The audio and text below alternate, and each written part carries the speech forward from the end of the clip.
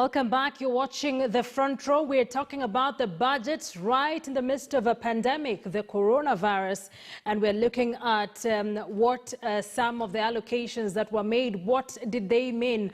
What's in the bigger picture? What does it mean for us? The economic stimulus package by the government that experts are now saying will not mean much for the ordinary Kenyan. My panelists, once again, Dr. David Ndii, an economist. We have Mr. Bill Okero, former Senator Mandera, former chairperson of the Senate Finance Committee, as well as Rose Mwaura, who is the chairperson of ISPAC, which is joining us, of course, as the national chairperson of ISPAC. So thank you very much for staying with us. We're on to the last quarter of the program tonight. Remember, you can join us by sending in your questions and your views. Tweet us at Akisa Wandera, at KTN News KE. The hashtag to use is The Front Row. You can as well send your questions on slido.com. The hashtag there as well is The Front Row, and the Zoom details will be put on your screen if you want to join us by way of Zoom. Before we went on a break, a lot of conversation and submissions on the debt, our debt management, what should be in our debt strategy. Back on matters COVID-19, all panelists now seem to agree that perhaps this should have been a COVID-19 budget where we direct or channel most of our funds towards that. We didn't see that happening. So to you, Rose, being the national chairperson of ISPAC and constantly advising the government on some of the measures to put in place, that the budget is already out, that we've already seen the allocations, and to where we are told that COVID-19 is something we will have to learn to live with. In short, we'll have to adapt. So what then do we do in terms of mitigating the already ongoing effects that we are feeling? What can we do differently?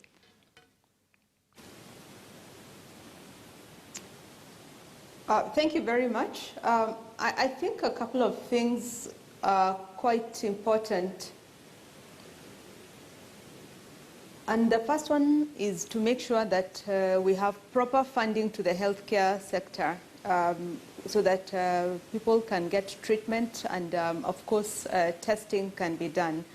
I think we are all in agreement that COVID-19 will be here with us for a long, long time. So it's important then that we have availability of testing.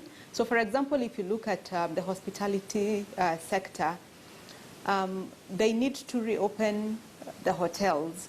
However, for them to reopen, the Ministry of Health has said that everybody has to be tested. And only, but for some reason, the government hospitals are not willing to test these employees, so they must go to the private sector.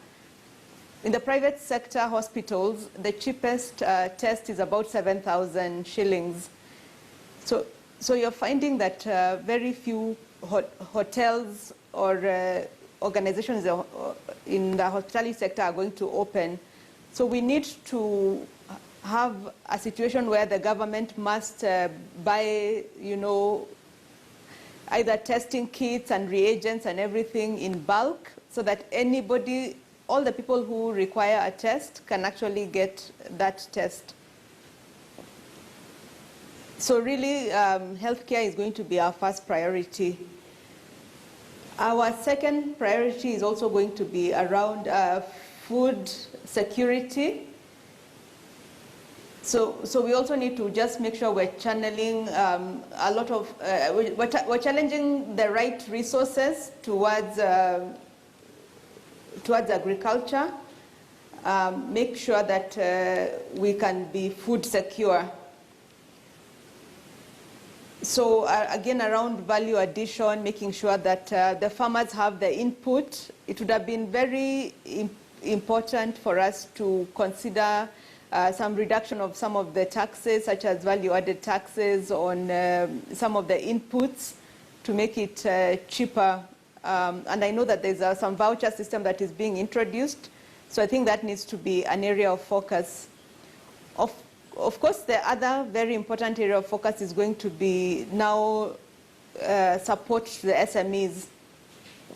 I believe that the government can actually work with a lot of the banks because they have a lot of cash and come up with some credit guarantee scheme to allow this money to be used to support SMEs, so that SMEs can then either re-employ or can go into production and so forth. Because without SMEs, coming back up, opening up and re-employing people and production, we are really not going to be able to restart the economy as it is today. So those would be my 3 areas of focus as we look at this area.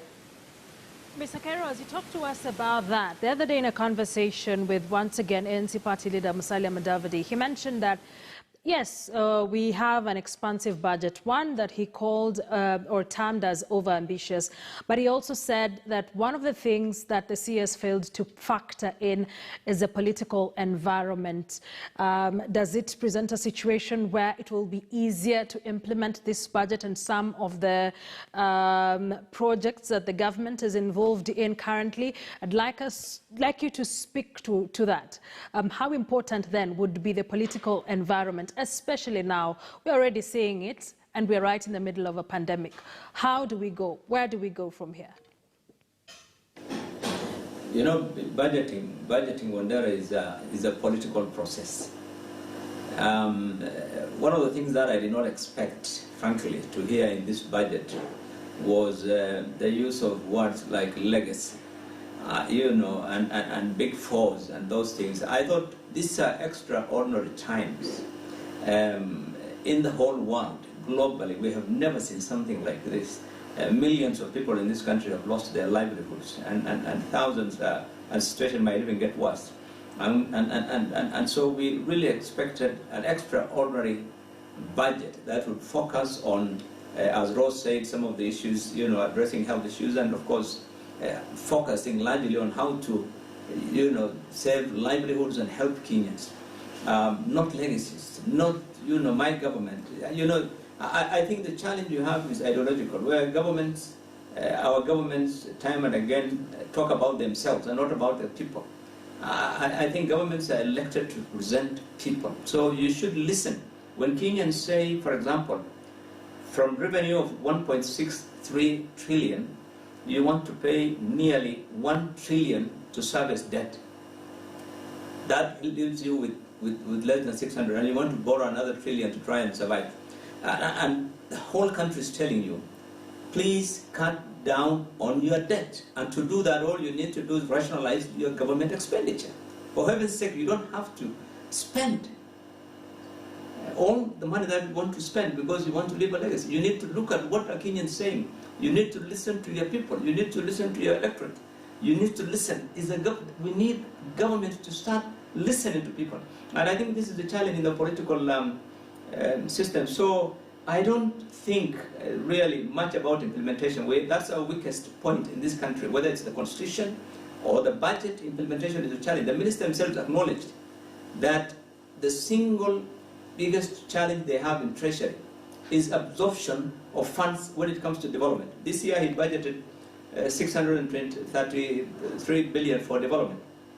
He knows very well, and he acknowledged that it's still a major challenge. We rarely spend half of our development budget, especially development funds that are coming from development partners and others.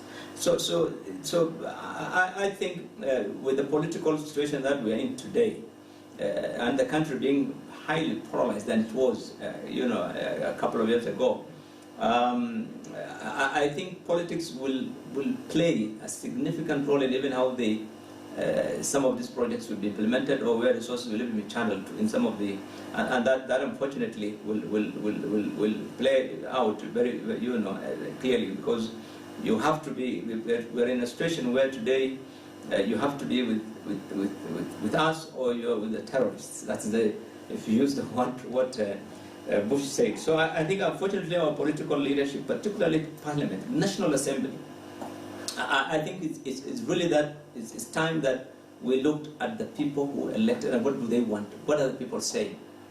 And really put your foot down on some of the things that the government wants to do. Taxes on basic things that really affect people. Businesses are the ones who are paying you tax. And look at how efforts are being made to try and punish business even in this extraordinary circumstances. You're telling businesses that you must pay 1%, tax 1% on turnover. That would be ridiculous, really. I mean, the businesses where turnover is billions, but the profitability is 1% or 2%. And for whatever reasons, whether you claim tax allowances or whatever, you must. So I think some of the challenges that they have, every possible action is being made by this government to try and raise revenue. And I think, so what happens is that consequently, you are stifling business, you are stifling entrepreneurship, and at the same time, are oblivious of the fact that we are in a very, very challenging environment where today nobody's traveling to the rest of the world, nobody's going out to look for businesses. You are giving horticulture 1.5 billion. This is one of the largest sources of forex to this country, one of the largest industries in this country, horticulture. Today it's on its knees. You're budgeting 1.3 billion, 1.5 billion to assist that sector. How is it going to help? You are telling SMEs will give you credit guarantees, loans, to the extent of how is it going to help this sector? And already banks in this country are not willing. The government should have put its foot down in this budget and say all banks, any bank that needs a license in this country must give at least 20-30% of its loan portfolio to the SMEs. Make it a requirement. Let them look for a way, and the government should guarantee, should there be any default or whatever, one way or the other. I think there are many ways in which the government can be more innovative and think out of the box and come up with some other radical measures. These are extraordinary times, and we did not expect, things to be done in the usual way. All right. Thank you. My next question to Ms. Tandi, I'd really like to tie it to one of the questions here being asked by Leonard K., who says, considering that the pandemic might be with us for longer than anticipated, a chunk of the revenue will most likely be spent on healthcare. How does such a skewed budget affect, Dennis, please, let's take a look at that question. All right, been unable to finish up that question. So how does such skewed budget affect our economy? Anything positive out of it? That's a question from Leonard K. that I'd like Mr. Tandi to really try and respond to. How does such a skewed budget affect our economy? And perhaps then, every year we talk about the budget, but from some of the responses we've gotten online, Kenyans say they don't feel it on the ground. So what is the disconnect? Where is the disconnect, Dr. Ndi?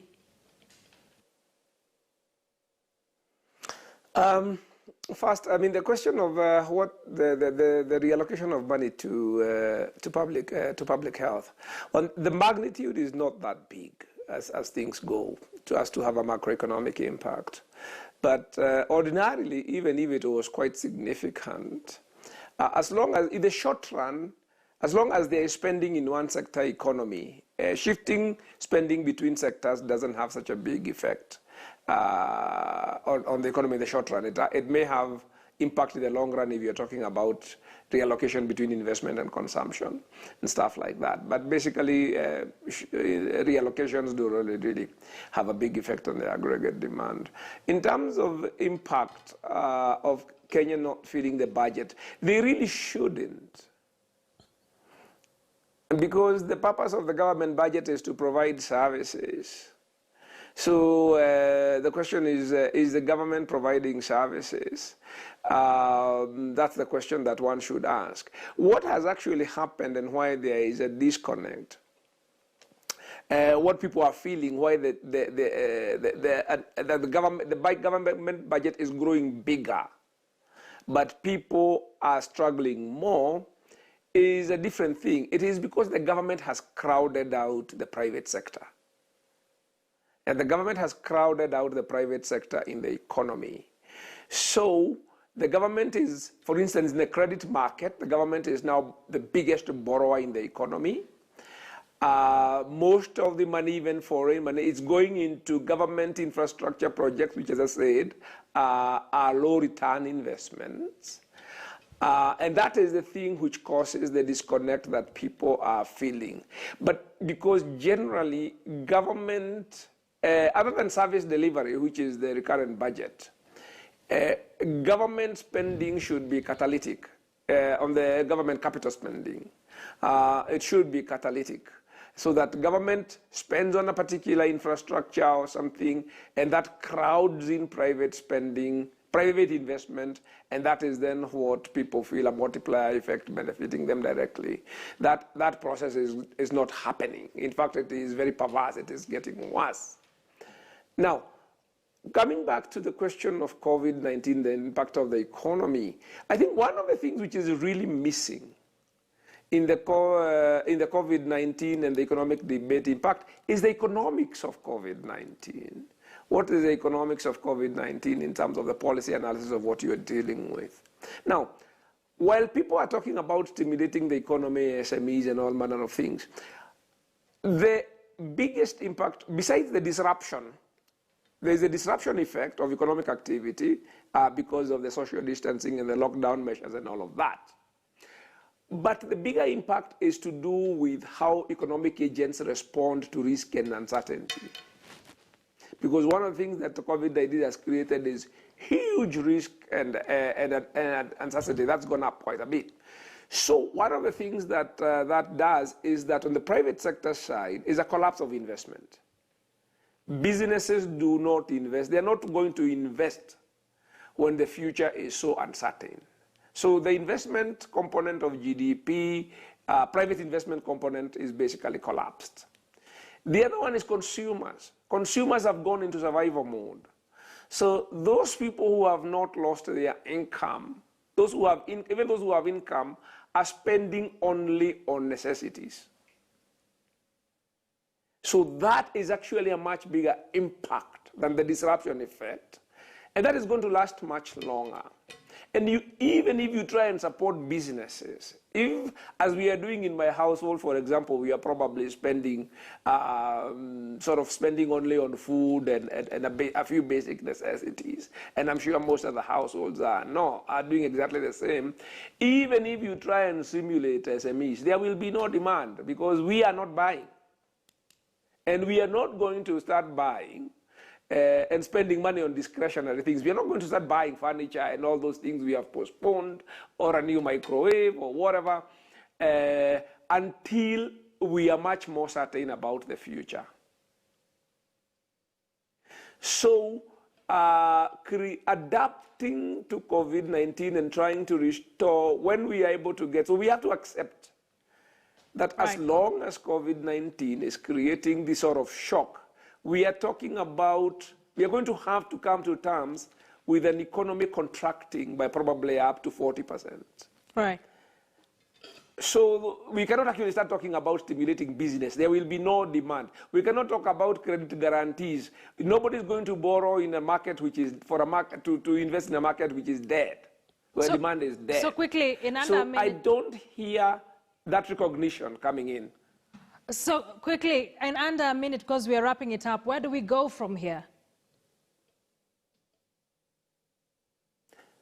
We have to adapt. I think we are still in denial. We are still thinking that COVID-19 is a passing cloud. We are going to have to accept that the economy is going to shrink probably by 40% for the next 2 to 3 years. And then we ask ourselves, how do we adjust and live accordingly? But this idea that there are things we can do to turn the clock back or to sort of change, there isn't.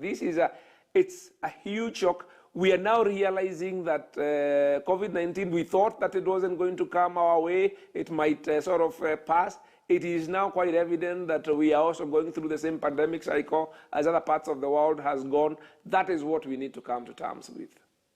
There will be no legacies, no stimulus, no all that sort of stuff. We just need to hunker down and ask ourselves, how do we go through this sort of crisis over the next 2 to 3 years? Right, way to end it. Thank you very much for joining us tonight. We're really out of time.